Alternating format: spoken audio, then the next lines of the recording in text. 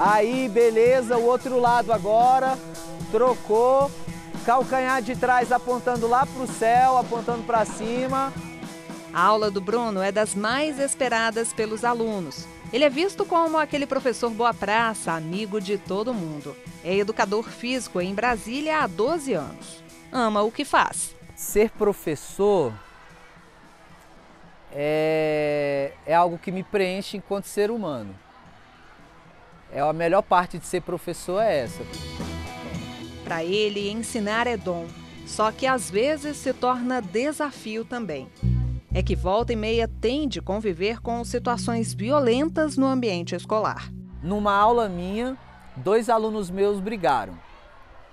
O que apanhou, no outro dia voltou com uma faca desse tamanho para a escola. O que tinha batido ficou sabendo que ele estava com a faca e veio me avisar, falou: professor, o fulano tá com a faca e eu vou tomar a faca dele e vou matar ele. Ele me falou isso, eu vou matar ele. Aí nessa hora eu falei, eu não posso deixar esses 2 juntos, né?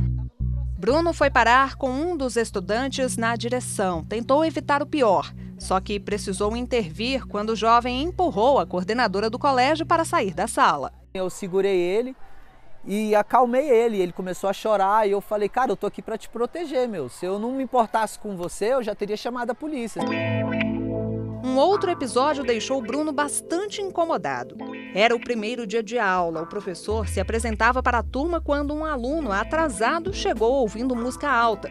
O rapaz sentou e colocou os pés na cadeira. Foi repreendido. Inconformado com a bronca que levou, lançou um olhar intimidador.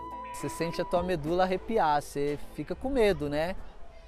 Você fica com medo. Nesse caso mesmo desse aluno que tinha me intimidado, ele já tinha sido preso 2 vezes por dar facada, por assalto.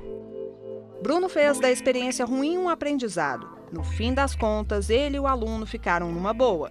Não vale a pena você bater de frente com 1, com 2, com 3, com 10, com 20. Pode ser que no 30º você se dê mal e o preço é alto que você pode pagar. O preço pago por um professor da rede pública de Valparaíso, em Goiás, foi muito alto. Júlio César Barroso, de 41 anos, acabou assassinado a tiros dentro desta escola.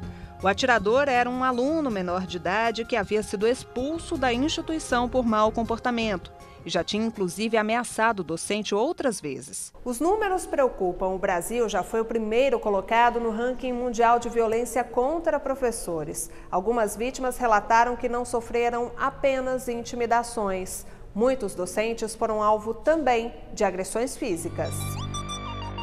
Um levantamento da Organização para a Cooperação e Desenvolvimento Econômico apontou que pelo menos 12,5% dos professores brasileiros foram agredidos verbalmente pelo menos uma vez por semana. A média entre os 34 países pesquisados era bem menor, de 3,4%. O país foi seguido da Estônia, com 11%, e da Austrália, com quase 10%. E o que justifica essa violência desenfreada nas escolas? Essa violência, ou essa insegurança, ou disciplina ou indisciplina, ela não é um fato isolado, né? Por estar dentro de uma instituição, ela não se constitui como um fato isolado, né? Eu vejo a violência como um fenômeno social, que é decorrente da forma como a nossa sociedade hoje está estruturada. Para especialistas, o problema pode estar na base da estrutura familiar. A maioria das pessoas acha que no momento em que o adolescente, a criança é colocado na escola, a responsabilidade passa a ser da escola. Não, a responsabilidade continua da família. Frustrações todos nós temos. Desde criança, é o ouvir o não, é entender os nossos limites, é entender que a sociedade não está à nossa disposição. E o ambiente escolar, veja bem, você recebe uma nota que não é adequada, você recebe um limite de um professor, um limite de um supervisor, você tem regras a cumprir ali. Quando essas pessoas não foram adequadamente, né, desde o histórico familiar, educadas de uma forma satisfatória ao ouvir esse não, essas explosões de agressividade, elas podem acontecer com mais veemência. Numa dessas explosões de agressividade, o Juliano foi agredido. Um aluno que não gostou de uma questão de raciocínio lógico partiu para cima do professor de matemática. O adolescente estava sob efeito de drogas. Não satisfeito com a forma como eu estava trabalhando, abordando o assunto, ele levantou e jogou o papel na minha cara, saindo de sala de aula. E eu fui atrás dele, né, falando com ele que não havia necessidade disso, que se ele tivesse alguma dúvida, tivesse algum questionamento, me perguntasse, né, que a gente conversava a respeito. E tirava e esclarecia para ele o porquê que aquela questão era daquela forma. As imagens do circuito de segurança da escola mostram o ataque. Fui surpreendido com um soco no rosto, né? E depois foram pontapés, chutes, né? E a partir do primeiro golpe que eu levei, que eu não esperava, eu comecei a me defender, me esquivar dos outros. O agressor foi suspenso e transferido de colégio. Em casos como esses de violência contra professores, há punições previstas. O Estatuto da Criança e do Adolescente, que garante direitos, também fala em deveres por parte desses meninos e meninas. O adolescente e a criança que estão no contexto escolar, eles têm direito de ter um ambiente tranquilo para que possam receber essa informação, né, que vai fazer com que eles, né, progridam, né? Nesse mesmo contexto, por conta desse direito de quem está dentro da escola, tem também o contrassenso, que é justamente o adolescente e a criança que se mostram indisciplinados. O ECA também, principalmente em fase do adolescente, ele não passa a mão na cabeça. Claro que ele tem medidas, né, no sentido de educar, diferente do adulto. Então, nós temos direitos que devem conviver de forma equilibrada. A gente pune, mas com a intenção de educar. Então, eu tenho que equilibrar essas duas situações. Juliano pediu para mudar de turno. Ainda carrega um trauma que, segundo Mônica, é justificável. Todos nós lutamos pela preservação da vida. A vida é nosso bem mais precioso. Nenhuma pessoa fica confortável de saber da possibilidade de perder a vida ou se ela está em ameaça. E algumas pessoas vivem o trauma de uma maneira muito avassaladora, não conseguem superar aquilo. Ficam estressadas, ansiosas, repetindo a cena na cabeça. Ficam pessoas, é como se acendesse uma luzinha vermelha na cabeça da pessoa. Depois do episódio para frente, ela já acha que aquilo pode se repetir a qualquer momento, em qualquer lugar. Alguns desenvolvem esse tipo de defesa. Não passa pela cabeça do professor de matemática desistir.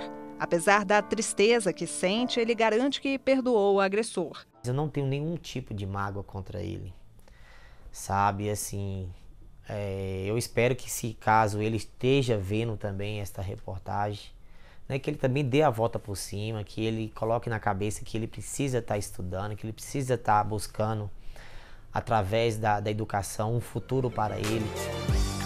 A área onde o Juliano dá aulas é considerada das mais perigosas. No colégio, casos de violência são comuns. Vão de pequenas agressões a atos extremos. Nós somos vulneráveis. A violência que ocorre na sociedade, ela se transfere para nós aqui também, né? A gente vê violências diretamente ao professor, como jogar papel, ameaçar o professor, tentar empurrar uma carteira no professor. Tem aluno que já colocou café no professor, então assim, a gente acontece assim de tudo. Justamente para acabar com essa cultura de violência, o colégio decidiu começar um projeto batizado de Escola de Paz. A ideia é que os responsáveis pelos alunos participem mais ativamente de atividades de forma a acompanhar a vida escolar desses estudantes. Iniciativas assim estão previstas na Lei de Diretrizes e Bases da Educação. Este artigo determina que os estabelecimentos de ensino devem se articular com as famílias e a comunidade, criando processos de integração da sociedade com a escola. Devem ainda promover medidas de conscientização, prevenção e combate a todos os tipos de violência. Também cabe aos colégios estabelecer ações que promovam uma cultura de paz. O adolescente, quando ele pratica um ato infracional, ele vai ser imposta para ele medida socioeducativa, quer seja uma liberdade assistida, uma semiliberdade ou uma internação, mas que concomitante a isso tem que ter medidas preventivas. E aí entra a importância de que essa rede, família, sociedade e Estado se unam para buscar o que levou realmente àquela violência. Essa atitude dessa escola é extremamente louvável. Por quê? Porque o grande problema geralmente se inicia, o primeiro fator de violência dentro da família. A seguir no Repórter Justiça, você vai ver a dificuldade que professores enfrentam para dar aulas em escolas que ficam em áreas violentas. A repórter Fernanda Tavares também vai contar a história de quem abandonou a carreira por não superar o trauma de uma agressão. Não saia daí, a gente volta já.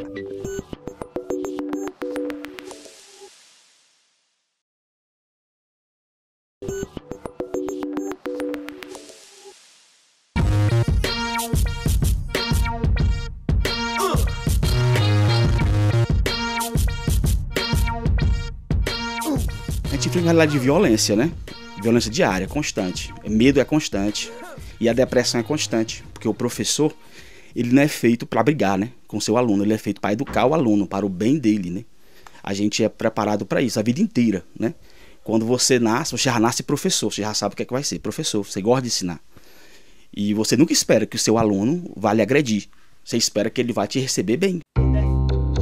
O desabafo é de um professor que precisou se afastar da sala de aula. A depressão que Cornélio desenvolveu é consequência de anos de agressões de alunos. Ameaça de morte, de colocar fogo na sala de aula, essas coisas assim. De esfaquear o professor, como já aconteceu comigo, de xingamentos, né? Ameaças em ambiente escolar geralmente desencadeiam problemas emocionais diversos. Mônica explica que esse tipo de situação traumática afeta diretamente a produtividade do profissional. O trabalho fica improdutivo. Um trabalho onde você está sempre tenso, onde você não está com todo o seu estado de excelência ali. As atividades que exigem mais concentração são as atividades intelectuais. Então, os profissionais que trabalham com mais uso da intelectualidade, com certeza, eles caem a produção. O medo é tão grande que Cornélio não consegue pensar em outra coisa a não ser abandonar a carreira. Nenhum professor quer se afastar, a gente quer ter a saúde, a gente quer viver feliz, né? A gente quer dar aula da gente, ensinar, mas infelizmente está sendo impossível. Eu estou pensando seriamente em fazer uma outra coisa, porque eu estou com medo de ir para a sala de aula. Estou com medo de frequentar a escola, estou com medo de ser morto dentro da sala de aula. Profissionais dedicados, competentes, que têm amor à causa, eles podem falar, poxa, a minha vida está ameaçada, a minha vida está em risco, essa pessoa tem família às vezes, né? Tem esposa ou marido, ou tem filhos, ela vai de repente aí repensar a atividade profissional dela e vai rever se vale a pena continuar exercendo uma profissão onde ela não se sente segura. Uma pesquisa feita pelo Sindicato dos Professores do Distrito Federal traz números alarmantes. 97% dos 1.355 entrevistados afirmaram que já presenciaram algum tipo de violência em sala. 57% disseram ainda que foram agredidos. A escola ela é vítima da violência, porque essa violência ela acontece e ela surge na sociedade. Então, quem vai para dentro da escola são aqueles atores lá da sociedade que são violentos ali, vivem uma realidade dessa e vai praticar, repete essa história. E muitas vezes também porque a escola acaba sendo local para o acerto de contas. Você sabe que as mesmas pessoas frequentam a escola todos os dias, o ano inteiro. Então, se eu estou querendo acertar conta com alguém ali da minha comunidade, e estuda em determinada escola, eu sei que ali é o local certo que eu vou encontrar essa pessoa. A gente tem percebido, por exemplo, com o advento das novas tecnologias da comunicação da informação, que as pessoas estão cada vez mais distantes, né? E isso faz com que as pessoas não conversem mais entre si, né? E quando você reúne todas essas pessoas num espaço único, como é uma escola ou uma sala de aula, esses conflitos tendem a emergir. Rejane dirige uma escola que fica numa região com alto índice de criminalidade em Brasília. Coleciona situações de violência. Ela própria já foi vítima mais de uma vez. Em um dos casos, o agressor era pai de um aluno. A escola não tinha serviço de vigilância, né? E aí eu sempre, na entrada do turno, eu sempre fico no portão. E aí, a entrada dos meninos do turno vespertino, que é às 13 horas. E aí todos entraram e... Após a entrada, uns 15 minutos, lá pelas 13h15, esse pai veio. Ele já estava muito agressivo no portão do lado de fora, que alguns pais haviam me comentado. E aí, às 13h15, ele voltou, né? Todos os alunos já estavam em sala, e ele voltou dizendo que ia entrar. O homem ficou nervoso quando a entrada na escola foi negada. Ele queria buscar a filha enquanto ela estava em sala de aula. Não se identificou e foi logo empurrando o portão. Foi aí que ele conseguiu invadir a escola, partiu para cima da diretora e a empurrou. Os outros professores nessa hora ficaram assustados com a situação e decidiram então chamar a polícia. Cada fato desse que ocorre, a gente toma mais precauções, né, para proteger os alunos dentro da escola. Eu tenho aqui 620 crianças. Então, realmente, eu não permito, né, nem que os pais que a gente conhece entrem no horário de aula. Né? Quem dirá uma pessoa que eu nem conhecia, eu nem sabia quem era, nem sabia se ele realmente era pai. Eu tenho 22 anos, né, de profissão. E o que eu percebo é que de uns 10 anos para cá piorou bastante. Muitos profissionais estão desanimados. Dos quase 40 professores da escola, 7 estão afastados por depressão e síndrome do pânico. Apesar disso, os desafios para promover uma educação de qualidade são constantes. A chance que elas têm, a maioria delas, a chance que elas têm é essa. E o meu trabalho, nós trabalhamos, o nosso grupo aqui trabalha em função disso, de oferecer a oportunidade dessas crianças realmente trilharem um caminho decente, né? Terem uma educação de qualidade. E veja no próximo bloco, entenda como o bullying praticado nas escolas influencia diretamente no aumento da violência. E mais, apesar dos problemas, a Polícia Militar tem feito ações para combater a violência em sala de aula. O Repórter Justiça volta já.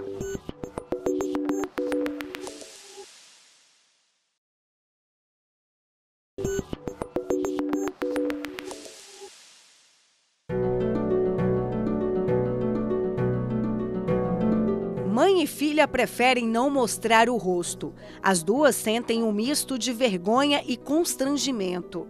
A adolescente sofre com um problema cada vez mais frequente na escola, o bullying. Ela é alvo constante de piadas dos colegas por causa de um problema cerebral. A menina tem várias convulsões ao longo do dia, muitas delas no horário de aula. A mãe conta que esse é um prato cheio para brincadeiras de mau gosto. Quando me ligaram avisando, me mandaram imagens dela sendo agredida na porta da escola. Então, ela tinha 9 meses, que tinha colocado 2 stents no cérebro, né?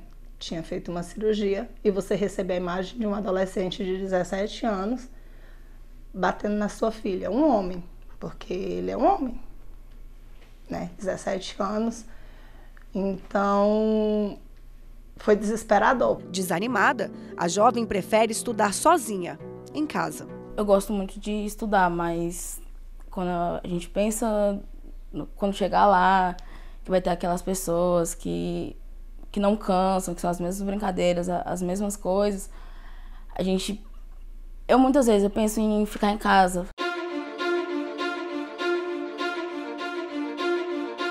A violência dentro dos colégios assusta. O bullying muitas vezes é o gatilho para crimes. Em Suzano, São Paulo, 2 ex-alunos entraram atirando na escola Raul Brasil, fazendo várias vítimas fatais. A chacina, em março deste ano, chocou o país.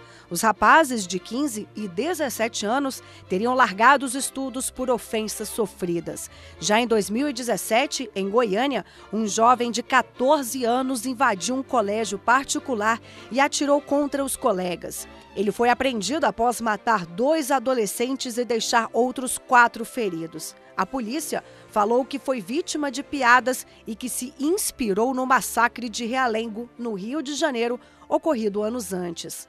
Quem pega uma arma, seja aos 15 anos ou na idade mais adulta, e quer exterminar o outro por causa de determinada frustração, ele está num nível de intolerância patológico. Ele não está protegendo a vida, ele não tá se defendendo, ele está com um sentimento de ira, de raiva tão exacerbado, tão sem controle, que a solução que ele dá para o conflito é exterminar o outro indivíduo. E às vezes extermina pessoas que nem têm a ver com o conflito. Se a gente está com uma sociedade doente, nós precisamos tratar não só do corpo, coração, pulmão, intestino, né? Dos ossos. O cérebro também é um órgão. Ele também precisa receber tratamento. Este estudante, que também não quer se identificar, já esteve do outro lado. Ao invés de vítima, foi agressor. Praticava bullying e insultava professores. Decidiu mudar. Isso foi possível graças a um projeto da Escola de Qualificação Profissional. Ele não só largou as drogas, como se transformou no aluno 100% focado. Eu sempre tive um histórico de agressão e, assim, através do tempo eu pude perceber nos estudos que era mais importante para mim. E muitas das vezes as amizades, má influência, também estavam me prejudicando. Então, através de muitas conversas, estudos também, eu pude mudar. Eu estou sendo melhor na minha casa, com a minha família, na escola e tentar estudar mais. Eu sei que eu posso melhorar muito mais. Eu aprendi várias coisas, até como eu chegar no mercado de trabalho, como eu me comportar. Então, isso é bom também. Não só para mim, mas para as outras pessoas, que eu possa levar esse conhecimento para eles também. A diretora do Centro de Ensino desabafa. O trabalho é árduo, principalmente porque a escola precisa atrair os alunos envolvidos com o tráfico. O nosso aluno de hoje em dia não é como o aluno de antigamente, né? Os interesses são diferentes. Hoje em dia, a parte externa da escola oferece coisas que os meninos, se a gente não conseguir atraí-los para a escola, vai conseguir tirar os meninos da escola e eles sabem lá para onde é que eles vão. Nesta outra escola, em Samambaia, cidade a 35 quilômetros de Brasília, a solução foi levar a polícia para dentro da classe. O batalhão escolar passou a fiscalizar as ações dos jovens e conseguiu, com isso, conquistar a confiança dos adolescentes. A varredura é feita pelos policiais a pedido dos próprios professores, que muitas vezes são ameaçados com tesouras e canivetes. A ideia não é constranger o adolescente na frente dos outros colegas, mas mostrar a importância de cuidar bem dos que ensinam. A intenção é simplesmente fazer com que a comunidade escolar tenha certeza que a polícia militar está no local. Né? A função constitucional da Polícia Militar é justamente a ostensividade, se fazer vista. Então, mesmo que a gente não reviste aquela própria sala que esteja acontecendo algum ilícito, para aquele aluno ou aquele cidadão que esteja cometendo um determinado ilícito, mesmo que ele não seja revistado, a sensação dele já não é de plena liberdade de fazer o que está errado. Ele fala bem assim, ó, a polícia militar está na minha escola constantemente, então eu vou procurar não fazer o errado, mesmo não sendo abordado naquela ocasião. Os policiais também batem papo com os estudantes e falam sobre a importância de valorizar e respeitar o professor. Os professores, eles são árduos guerreiros do dia a dia, merecem toda a nossa valorização e respeito. Da sociedade, o que seríamos nós? Sem os nossos mestres, sem os nossos educadores, as pessoas que formam todas as outras profissões. Realmente, os professores hoje eles estão coagidos, acuados, doentes, desenvolvendo várias doenças somáticas aí, e nós estamos aqui justamente para tentar minimizar esses fatores. O diretor comemora os resultados obtidos pela polícia junto à comunidade escolar. A gente percebe que quando o batalhão escolar está aqui, muda toda a rotina escolar para melhor. Né? Quando o batalhão escolar faz qualquer ação, mesmo que seja acompanhar a saída ou a entrada dos estudantes, é totalmente diferente.